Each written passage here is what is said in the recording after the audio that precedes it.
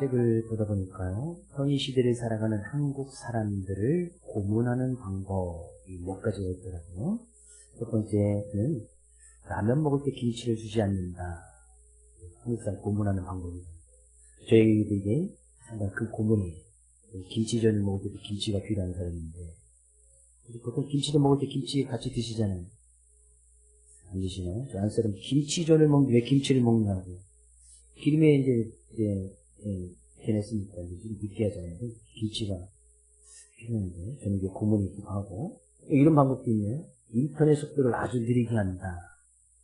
고문이죠? 그러니까, 이게 고문입니다. 만약에 그런다면, 스트레스 엄청 받을 것 같아요. 우리나라는 전 세계 인터넷 속도가 최고로 빠진 거 아시죠? 우리나라가. IT 강국 세계 1등이라는 말이죠. 인터넷 속도 세계 1등. 미국 가도 이만큼 인터넷 속도 안 나옵니다. 클릭하면, 천천히 올라오지. 딱 클릭하면 쫙 올라 절대 하지 않습니다. 그리고 이런 방법도 있네요. 식사 후에 커피를 마시지 못하게 한다. 저도 이런 또 고문 가운데 하는. 이런 것도 있습니다.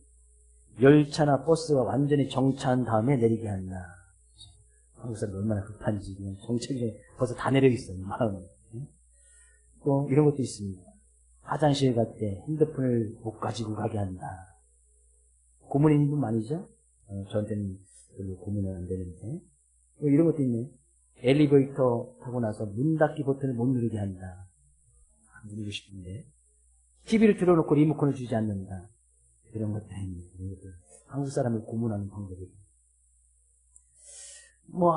한국 사람들이 이게 너무 이제 빨리빨리 뭔가, 빨리빨리 이루려고 하는 그런 습관, 문화들 때문에, 물론 그것 때문에 우리나라가 발전하고 성장한 계기가 된 것도 있지만, 너무나 빨리빨리 이루려 하다 보니까 삶 가운데 너무나 분주해지고, 또 그럼으로 인해서 정작 사람다운 삶으로 살아가야 되는 그 참된 길을 놓치는 경우들이 종종 있기도 합니다.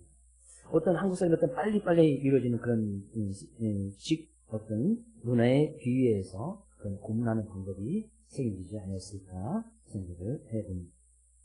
우리는 주님을 믿고 나가는 믿음의 삶의 모습 가운데서 주님을 믿는다는 것은 주님의 말씀이 다 이루어짐을 믿습니다. 믿으십니까? 성경 가운데서 주님께서 말씀하신 것은 다 이루어짐을 믿습니다. 그것을 우리는 주님의 신실하심이다 이야기합니다. 사람들이 보통 말하고 약속할 때도 그 약속을 잘 지키는 사람을 신실한 사람이라고 이야기하는데, 자기가 말해놓고 약속한 것은 잘 지키는 것을 갖다 신실하다라고 이야기합니다. 근데 성경 가운데 주님께서 말씀하신 모든 말씀, 약속의 모든 말씀은 하나님께서 그대로 다 이루어졌습니다. 오늘 본 말씀 가운데 주님께서 약속하신 그 말씀, 약속의 말씀이 하나 있는데 그것 하나만 아직 안 이루어지고 모든 것이 다 이루어졌단 말이에요. 그 약속의 말씀은 뭐예요? 주님께서 다시 이 세상에 재림하여 오신다라는 말씀입니다. 주님께서 반드시, 주님께서는 우리를 구원하시기 위해서 십자가를 지시고 부활하셨고, 그 부활하신 주님이 다시 이 세상에 오신단 말이에요. 그 재림의 주, 부활의 주님을 우리가 믿는다면 주님의 재림의 주도 다시 우리가 분명히 믿어야 한다는 사실입니다. 믿으십니까? 주님께서 다시 이 세상에 오실 것을 믿으십니까? 근데 이 주님의 재림을 분명히 믿어야 되는데, 이 재림의 문제를 가지고 말씀을 잘못 이해한 사람들이 이 재림 곧 이루어진다, 이 말씀을 가지고 잘못 오해하고 그것에서 다른 어떤 교리를 만들고 이단 사상이 만들어져서 자꾸 이 재림, 물론 우리는 재림을 기다리면서 주님 재림하여 오신다는 것은 이 세상이 이제 끝난다는 거 아니겠어요? 분명한 종말론적인 신앙이 있는 것을 우리 분명히 믿어야 됩니다. 주님의 재림이 유명해지면 이 세상이 끝나는 거예요. 종말이 이루어진단 말이죠. 근데 그 자꾸 종말을 가지고 재림을 가지고 사람을 위협하고 협박하는 그런 가운데서 이 재림과 종말의 문제를 잘못 오해하는 그런 신앙과 잘못된 교리를 갖추는 많은 이단들이 있습니다. 우리나라에만 자기를 자칭 예수라, 하는 잘못된 교회 다니는 사람들이 49명. 49명. 얼마 전에 한 명 돌아가셔서 49명이다. 자칭 자기가 재림의 주라고 이야기하는 사람입니다. 뭔가 지금 잘못 알고 있구나.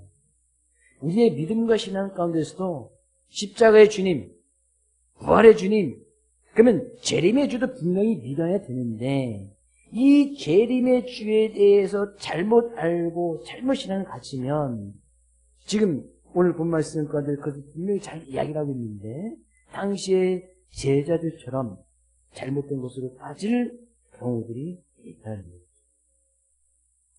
세계적인 기독교 문화, 또 글을 쓰던 목회자이었던 이 기독가였던 이 C.S. 루이스라는 사람이 그의 책 가운데서 이렇게 이야기했습니다. 많은 사람들이 천국에 처음 갔을 때 할 말, 천국에 처음 갔을 때 할 말이 딱 이런 말이랍니다. 아, 그렇구나. 아, 그렇구나. 말씀대로, 아, 그렇구나. 천국 가면서 딱 처음 할 말이 바로 그런 말이다. 또 어떤 이 작가가, C.S. 루이스 작가가, 상당히 일리 목회자이기도 하고 작가이기도 한데, 많은 책을 썼는데, 천국 가서 처음 할 말이, 아, 그렇구나. 성경대로 이루셨구나. 성경이 맞구나. 아, 그렇구나. 그렇게 깨달을 때가 분명히 있을 것이라. 우리는 재림의 주를 믿고 나가되, 우리의 믿음과 신앙이 분명히 어떤 믿음과 신앙의 모습으로 나아가야 될지 본 말씀 가운데 잘 이야기를 하고 있어서 우리가 그것을 중심으로 좀 은혜를 나누고 합니다. 오늘 본 말씀 6절 말씀 가서 보니까요. 그들이 모였을 때에 제자들이 모였을 때에 예수님께 여쭈어 이르되 여기 사도행전은 예수님께서 십자가를 지시고 부활하신 그 이후에 40일 동안 세상에 계셨습니다. 40일 동안 육체의 모습을 가지고 제자들에게 보여주셨는데 복음서에 가서 보면 최소한 한 10번 정도는 예수님과 부활하신 후에 예수님과 제자들이 같이 40일 동안 같이 생활한 것이 아니라 예수님께서 육체의 모습을 제자들에게 보여주시는데 한 10번 정도 그런 사건이 나타납니다.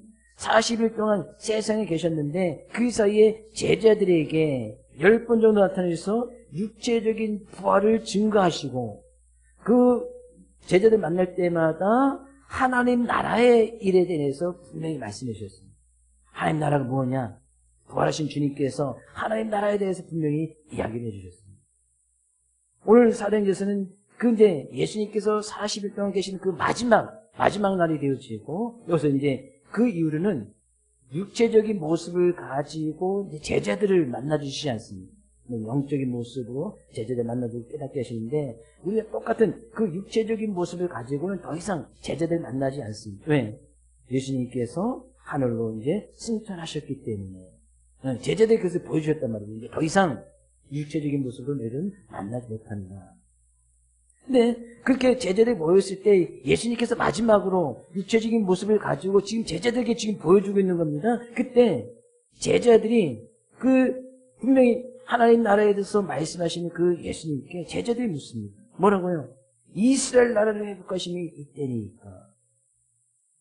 예수님께서 부활하시고 나셔서 하나님 나라에 대해서 자꾸 이야기를 하니까 제자들은 그러면 하나님 나라가 이루어지면 이스라엘은 자기들이 살고 있는 그런 나라잖아요. 이스라엘 나라가 언제 회복될 것이냐? 전혀 지금 다른 이야기를 하고 있는 겁니다. 예수님께서 부활하신 후에 하나님 나라라는 것은 나라가 온전히 서기 위해서는 그 나라 어떤 땅이 있어야 되고 국민이 있어야 되고 주권이 있어야 되고 권한이 있어야 됩니다. 그래 어떤 통치가 잘 이루어진단 말이죠.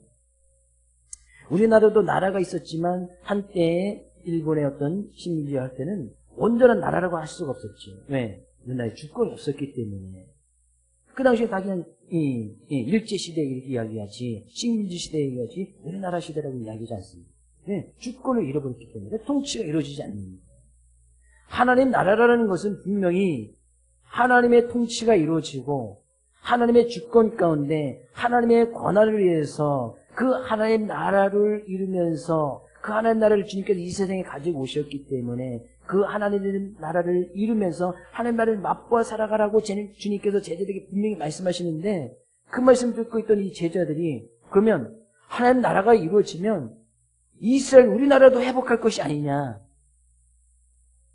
그들의 관심은 하나님 나라가 아니고 여전히 이스라엘 나라에 있었단 말이에요. 자기 나라에 있었단 말이죠. 왜? 이 당시에 이스라엘도 사도행전에서 똑같이 로마의 어떤 식민지 같은 로마의 지배를 받고 있었거든요. 로마에서 총독이 파견되어지고 그러니까 그 나라의 통치가 제대로 이루어지지 않는 거예요. 로마의 통치를 받고 있는 거예요. 나라의 주권이 다 로마한테 뺏겨졌습니다. 그 예수님께서 자꾸 하나님 나라 이야기하니까 그럼 우리나라도 회복되겠구나. 제자들의 관심은 여지 주님께서 그런 하나님의 나라의 일을 말씀하실 때에 제자들이 예수님께 묻는 거예요. 그럼 주님, 우리나라 회복은 언제 이루어집니까? 주님께서 가끔 하나님 나라 이야기하니까 곧 자기의 나라고 회복이 이루어질 것을 제자들은 기대하고 소망하고 있었습니다. 전혀 다른 모습으로 주님을 바라보았다.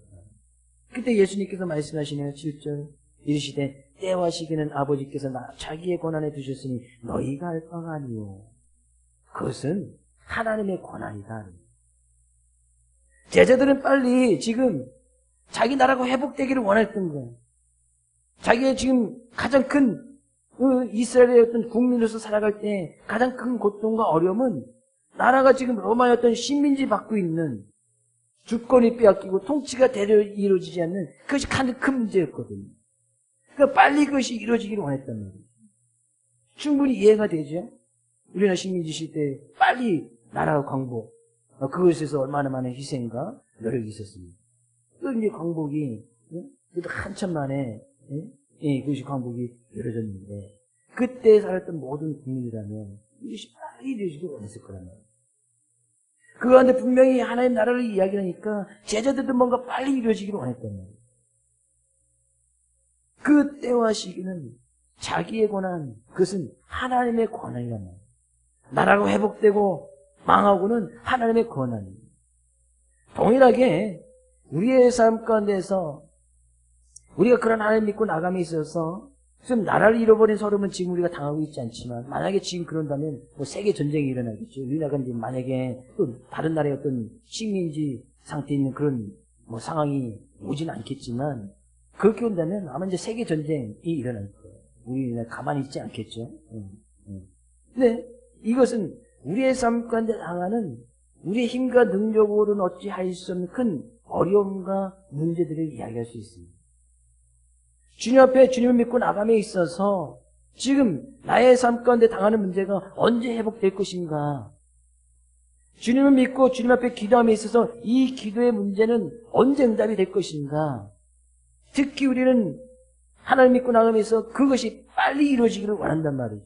기도하면 바로바로 응답이 있고 문제가 있으면 바로바로 해결되어지기 원하고 근심 걱정이 있으면 빨리빨리 뭔가 이루어지기를 원하는 것이 우리가 기도함에 있어서도 상당히 물론 그렇게 하나님께 기도하는 데 있어서 그것이 잘못된 것은 아니지만 그 때와 시기를 내가 정한단 말이죠. 하나님 기도합니다. 어려움과 문제를 가지고 합니다. 빨리 들어주시옵소서. 오늘 당장 주시옵소서. 대부분이 우리 하나님 앞에 나와서 기도하고 나갈 때 그렇게 기도하지 않습니다. 그 때와 시기를 우리가 정하는 거예요. 그 때와 시기는 오직 하나님의 권한이 두셨으니 그 하나님의 권한이 두셨다는 것은 그것은 하나님께서 하실 일이란 말이죠. 그렇다고 뭐 기도하지 말라는 이야기가 아닙니다. 근심 걱정이 있을 때 그것을 가지고 하나님께 기도하지 말라는 것이 아니에요. 저도 간절히 이 시간 주의 말씀을 나누면서 바라고 원하는 것은 행위나 삶 가운데서 어떤 문제를 가지고 주님 앞에 나왔을 때 저는 바로 오늘 이 시간 주의 말씀을 통해서 회복이 이루어지기를 주의 이름으로 축복을 드립니다. 그것은 제가 원하는 거잖아요. 여러분이 원하는 것이고.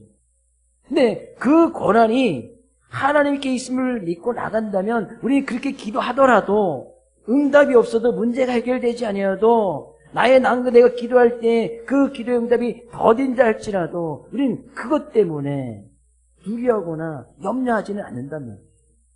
왜? 그 권한은 하나님께 있습니다. 저도 그렇게 되기를 원하지만 그렇게 되지 않는다고 해서 하나님의 책임이니 하나님께 원망을 한다든지 그것을 위해서 근심 걱정하지 않는단 말이에요. 왜?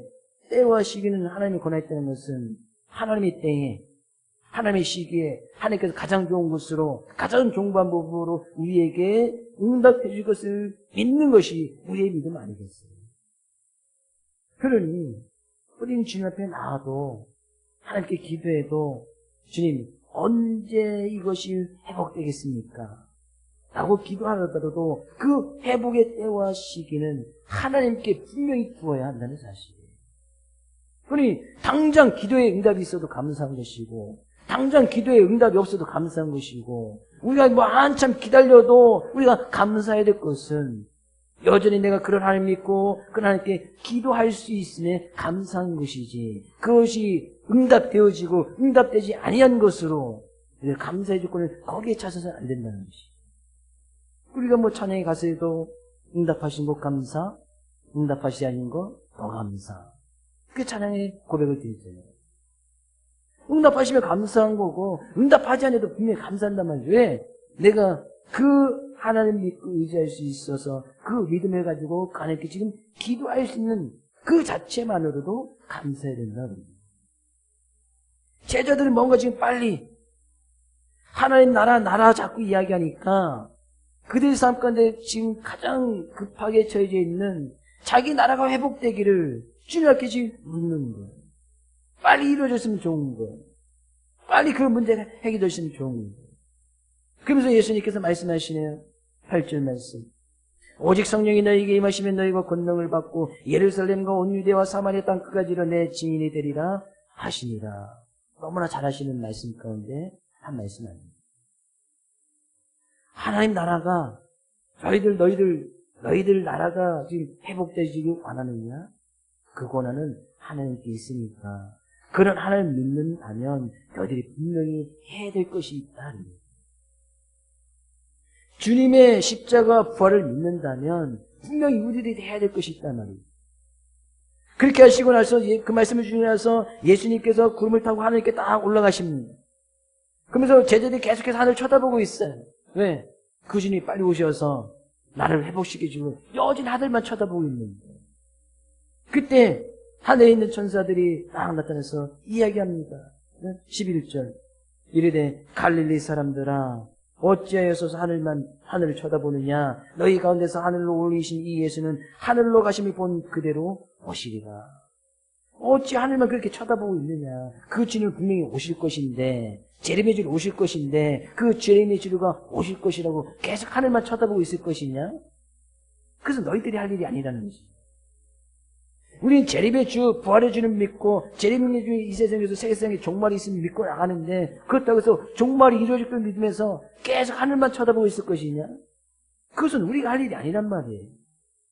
그 때와 시기는 하나님의 권한에 있고, 베드로전서에는 그날이 도적같이 임할 것이니, 언제 도적이 올지 아무도 모르지 않습니다. 물론 우리는 거기에서 준비하고 대비를 해야 되지만, 그렇다고 해서 맨날 창문만 붙들고 살 수 있는 것은 아니거든요. 분명히 우리가 주님의 신실하심을 믿고 주님의 재림의 약속이 분명히 이루어짐을 믿고 나간다면 그 주님께서 분명히 이야기해 주십니다. 너희들 하늘만 쳐다보고 나갈 것이 아니라 그 하늘에 계신 주님께서 내가 기도하는 것에 회복이 이루어질 것을 기대하고 그것만 바라보고 나갈 것이 아니라 분명히 너희들이 해야 될 일이 있다. 그럼 오직 성령이 너희에게 임하시며 제자들이 예수님께서 부활하고 나신 안에서도 성령을 받으라고 분명히 이야기합니다. 성령의 세례를 받으라고 이야기하고 성령이 충만할 것을 이야기합니다. 근데 성령이 임하는 것은 성령이 어떻게 내가 성령 세례를 받았는지 안 받았는지 알 수 있는 방법이 성령이 임할 때 내가 대부분의 사람들이 느끼기 같지만 많은 사람들이 성령이 내 안에 임했는지 아닌지 느끼지 못할 때가 너무나 많습니다. 그러면 성령님께서 내 안에 계신지 성령을 받았는지 어떻게 할 수가 있어요? 성경 분명히 이야기하죠. 성령님께서 함께 하시지 않으면 주 예수 그리스도를 주라고 시인할 자가 없다. 주 예수님을 나의 인생의 그리스도로 믿으신 분 아멘. 성령이 함께 하지만 그런 고백이 나올 수가 없단 말이에요. 그 성령이 내 안에 있다. 그런 것은 예수님이 나의 주인이시고 그리스도인이심을 믿음의 고백이 있는 사람들은 성령의 도우심으로 그런 고백이 있을 수 있단 말이에요. 그리고 우리 많은 성도님들이 여기 계신 모든 사람들이 예수님의 그리스도 믿으니까 우리 벌써 인정 성령이 임했던 사람 아니에요. 성령을 받았단 말이에요. 성령이 지금 우리 안에 지금 내주하고 계신단 말이에요. 우리 안에 계신단 말이에요.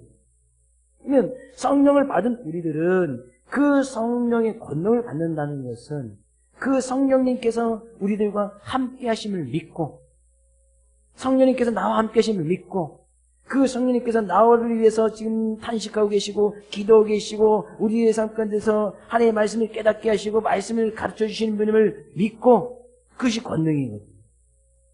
우리의 삶 가운데 그 말씀대로 살아갈 수 있음을 말씀대로 살아갈 수 있게 도와주시는 성령님이 계심을 믿고 이것이 큰 권능이란 말이에요.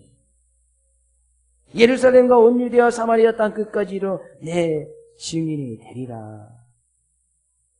그냥 우리가 하늘만 쳐다보고 하늘만 쳐다봐서 하늘에서 그냥 감이 떨어지느니 하늘에서 그냥 응답만 이루어지느니 하나님께서 내 기도의 문제만 회복되어지느니 물론 그거 정말 중요합니다. 그것만 바라보고 하늘만 쳐다볼 것이 아니라 우리는 지금 이 세상에서 우리의 삶 가운데서 이 땅에서 분명히 해야 될 일이 있단 말이지. 하늘만 쳐다보는 것 그것은 그 위의 문제고 지금 내가 내 삶 가운데서 성령 받은 우리들의 삶의 모습 가운데서 주 예수를 그리스도로 믿고 나가는 우리의 삶 가운데서 분명히 먼저 해야 될 일이 있단 말이에요. 왜 자꾸 기도에 응답이 있냐 없냐 문제가 해결되냐 안 해결되냐 왜 내 기도에 주님께서 응답해 주시냐 안 해주시냐 왜 나의 삶의 모습을 회복해 주느냐 안 회복해 주느냐 여기에 우리가 분명 관심을 가지고 기도해야 되겠지만 그거 이전에 앞서 우리는 주님의 증인된 모습으로 지금 살아가고 있느냐. 하늘을 많이 쳐다보고 있는 이 제자들에게 어디서 말씀해 주는 거예요. 왜 이렇게 하늘만 쳐다보고 있느냐. 하늘만 쳐다보면 하늘에서 언젠가 감이 떨어지겠지. 언젠가 응답이 이루어지겠지. 왜 자꾸 그 감과 응답만 바라보고 지금 이 땅에서 네가 살아가는 그 삶의 현장에서 삶의 모습 가운데서 해야 될 일을 지금 놓치고 있느냐? 그런 거예요. 예수님께서 말씀하시네요. 성령을 받았으면 예루살렘, 온 유대, 사마리아 땅끝 가서 그 주님의 증인된 모습이 되어져야 합니다. 내 증인이 되라는 것은 예수님께서 주님의 증인이라고 이야기하잖아요. 그러면 주님의 증인이라는 것은 우리가 삶을 살아가지만 우리의 삶의 모습을 통해서 주님이 나타내야 된다는 거예요. 먹을 때도 주님이 나타나야 되고 마실 때도 주님이 나타나야 되고 어떤 일을 행할 때도 주님이 나타나야 된다는 거예요. 그것이 증인 아니에요, 증인. 사도행전의 뒷부분에 가면 우리 바울사도에 대해서 쭉 여정을 살펴보았지만 바울사도가 삶을 살아갈 때 결코 그 자신을 나타내지 않습니다. 자기 자신을 자랑하지 않는단 말이죠. 어딜 가든지 자기 자신을 드러내지 않습니다. 어딜 가든지 십자가, 부활, 예수 그리스도를 나타내고 그의 삶의 모습을 바울사도를 보니 예수님이 저런 분이셨겠구나. 하나님 나라가 저런 곳이구나. 바울사도를 통해서 항상 그것이 나타났지. 바울사도의 어떤 자랑거리나 그것을 결코 단 한 번도 나타내지 않습니다. 우리의 삶의 모습은 과연 나의 삶의 모습을 통해서 주님이 나타나느냐. 주님께서 친히 제정하신 성만찬을 통해서도 나를 기념해달라 주님께서 말씀하시지 않습니다. 이것을 행하여 나를 기념해달라. 나를 기념한다는 것은 주님의 십자가의 죽으심과 부활의 주심을 나타내는 증인된 삶의 모습이 되어져야 될 것이다. 우리의 삶의 모습을 통해서 주님의 십자가가 나타나야 되고 주님의 부활이 나타나야 되고 주님의 재림의 주가 분명히 나타나야 된다는 거예요. 분명히 우리가 해야 될 것은 분명히 놓치고 왜 자꾸 하늘만 쳐다보고 있느냐. 우리 하늘 쳐다보지 않아도 주님의 재림이 이루어집니다. 그 때와 시기는 우리의 또 고난이 아니니까 언젠가는 분명히 이루어집니다. 우리는 우리의 믿음이 거기까지 이루어지는 거 아니겠어요? 십자가의 주님 믿고 부활의 주님 믿고 주님의 신실하심을 믿는다면 주님의 재림의 주까지도 우리가 믿는 거 아니겠어요? 재림이다. 끝나면 이 세상에 어떤 심판이 이루어지고 이 세상에 어떤 종말이 이루어지고 끝나는 거 아니겠어요? 그때 우리는 진정한 하나님 나라에서 참 안식과 평안을 누려나갈 것을 성경은 분명히 이야기하고 있습니다. 우리는 그것을 믿고 있잖아요. 그렇다고 해서 우리는 하늘만 쳐다보면서 살아갈 것이 아니라는 거예요. 이 말씀을 잘못 안 하는 사람들은 그 하늘만 바라보고 자꾸 이제 어떤 믿는 사람들의 어떤 공동체만을 막 이뤄나가려고 하는 그런 말씀을 조금 오해하는 사람들이 있습니다. 자꾸 자기들끼리만 모여서 종말론적인 관심이 있던 많은 때와 지금 몇 해 전에도 그런 일이 있었지 않습니까? 주님의 종말이 이루어진다고 하면서 자기들만의 어떤 공동체를 이루어서 자기들끼리 모여서 살고 하는 그런 모습들이 있잖아요. 근데 하늘에서 죄를 이루고 하늘만 쳐다보고 있는 거. 성경적인 우리의 삶의 모습이나 성경적인 교회의 모습은 믿는 사람들끼리만 모여서 뭔가 자꾸 일을 하고 믿는 사람끼리 모여서 공동체 생활하는 거 그거 원하지 않습니다. 그렇게 모여서 주님의 말씀의 은혜를 받고 주님의 증인된 삶의 모습으로 우리의 삶 가운데서 그 모습이 나타나기를 원하지 자꾸 우리끼리만 믿는 공동체를 이뤄서 그래서 잘못된 종말론에 빠져있던 많은 어떤 이단 규례에 빠진 사람들이 많이 있지 않습니까? 종말이 곧 이루어지니까 전 재산 갖다 다 바치고 자기들의 나라, 자기들의 왕국만 이루어서 자기들끼리만 그 안에 다른 사람 전혀 들어오지 못하게 자기 나라의 어떤 왕국이 이루어서 그렇게 살아갔던 그 공동체 모습. 여기 그것이 지금 존재하나요? 망하고 없어지고 여전히 그렇게 잘못된 교리 가운데 빠져있는 그런 교단이나 그런 단체들이 있긴 하지만 그건 결코 성경적인 모습이 아니라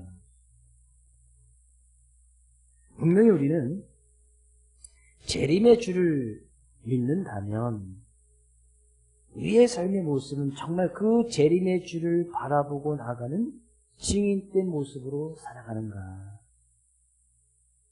이 증인의 원어적인 의미 가운데 하나는 아주 이제 그 의미를 잘 해석해 주신 뜻이 하나 있는데 그것은 잔잔한 호수에 돌을 하나 탁 던지면 그 돌이 떨어진 것에 던지 파장이 쫙 일어나는 이것이 증인의 그 원어적인 의미.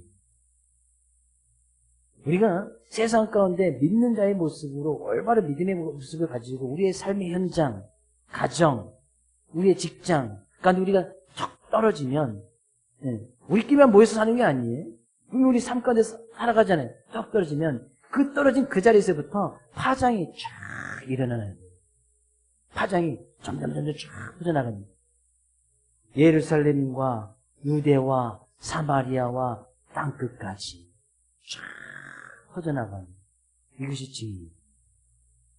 그랬던 수많은 증인들이 있었기 때문에 우리에게도 그런 영향이 비치고 우리도 그런 증인의 모습으로 살아가는 거 아니겠어요? 저는 우리 사랑하는 모든 성도들이 정말 삶 가운데서 가정 가운데서 이런 증인 주님이 나타나는 저 사람을 보니 정말 주님이 어떤 분이시고 저 사람을 보니 정말 하나님 나라가 어떤지 지난 주간에 카톨릭에 있는 교황이 서거하셨잖아요. 그의 영향력이 상당히 크잖아요. 그게 너무나 부러운 거예요. 카톨릭에 대해서 이야기하고 싶은 건 아니라 그 교황 한 사람이 끼쳤던 그 영향력이 얼마나 큽니까? 세계 10억 명의 카톨릭 교인들이 그 교황 한 사람의 영향력을 받는 거예요. 그 사람이 어떻게 선행을 하고 어떻게 물론 지금 교리적인 이야기를 하고 이야기하는 것이 아닙니다. 분명히 카톨릭까지 그는 차이점이 분명히 있습니다. 그에 대해서 제가 자세히 한번 설명을 드렸고 그 사람이 행동 하나하나 그 사람 말 한마디가 세계 10억이랍니다. 카톨릭 교인들이 10억 명에 끼치는 영향력이 얼마나 큰지 요즘 뉴스 통해서 확인하고 있잖아요. 카톨릭 교인이 아닌 사람도 그 교황하는 사람의 행동 하나를 보면서 많은 영향을 받는 거예요. 그 주민 가운데 모든 나라의 대통령의 총리 사람들이 거의 다 방문할 정도로, 거기 정치적 이슈나 문제도 분명히 있겠지만, 한 사람. 우리는 예수님께서는 그런 것까지는 원하시지 않겠지. 땅끝까지 증인이 되라고 하는 것은, 땅끝은 어디예요? 내가 시작하면서부터 땅끝은 어디예요? 바로 내 옆이 땅끝이잖아요. 내가 여기서부터 땅끝까지 가야 돼. 여기서부터 삥 돌아서 다시 땅끝까지 와. 그럼 여기가 땅끝이잖아요. 내 옆이 땅끝이에요. 그럼 내 자신에 서 있는 그곳에서부터, 내가 서 있는 그 삶의 현장에서부터, 나를 불러주시고 나를 주님을 믿게 하는 전적인 은혜를 하여 주시고 그 십자가의 주님과 부활의 주님, 재림의 주님을 믿게 하신 그 은혜 가운데 거하고 나간다면, 바로 내가 서 있는 그 삶의 현장에서부터 증인이 영향력을 끼칠 수 있는 그런 유명한 삶의 모습이 있어야 되는 거예요. 자꾸 하나님의 권한에 관심 두지 마십시오. 자꾸 하늘만 쳐다보지 말라는 거예요. 왜 안 이루어지지? 왜 내 응답에는 기도 응답이 없지? 왜 내 문제는 회복되지 않지? 여기 자꾸 너무나 관심 두지 말아요. 기도하지 말라는 이야기가 아닙니다. 분명히 기도해야지. 네, 그것 때문에, 그것이 왜 안 이루어지는지, 왜 회복이 안 되는 것 때문에, 오히려 그것 때문에 더 두려워하거나 근심 걱정하지 말라는 거예요. 그렇게 하나님께 기도하고 나의 삶의 모든 것을 주님께 내맡긴다면 그 권한은 하나님께 다 맡겨두고, 내가 지금 증인된 모습이 되어져 있는지 거기에 먼저 초점을 맞추고 나간다면 그 때와 시기는 하나님께서 알아서 해주시겠죠. 이번 한 주간 우리는 그런 주님의 오심을 좀 기다리며, 그 믿음은 좀 기다림이다. 정말 힘든 것이잖아요. 기다리는 거 정말 힘든 거 아니겠어요?